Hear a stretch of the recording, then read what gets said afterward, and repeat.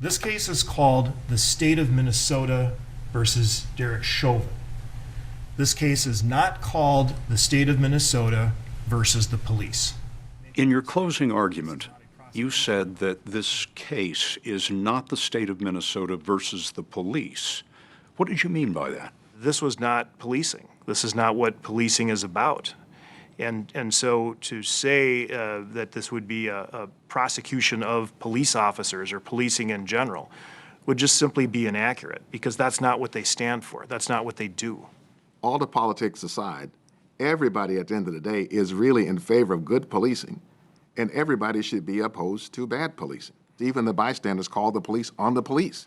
And look at how many police officers testified in this case. And they said this is not what a reasonable police officer would do under those circumstances. So it's not a prosecution of the police. It is a prosecution of someone who did not act as a reasonable police officer under the circumstances. We, the jury, in the above entitled matter as to count 1, unintentional second-degree murder while committing a felony, find the defendant guilty.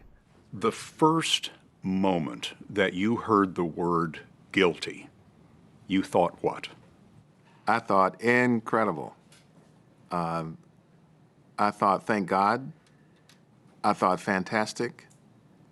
And I thought about the Floyd family, how that represented for them a kind of absolution after having come down a long road. When I heard the first guilty verdict called, I was very aware of the fact that Philonous Floyd was right behind me. And I just thought, okay, we did our job. This is George Floyd's brother. That's right. The entire world perceives this as a case of a white police officer killing a black man because he is black. And I'm curious, was that the motive? Is there evidence to support the way the whole world sees this case? Well, I would say it was certainly a hateful crime.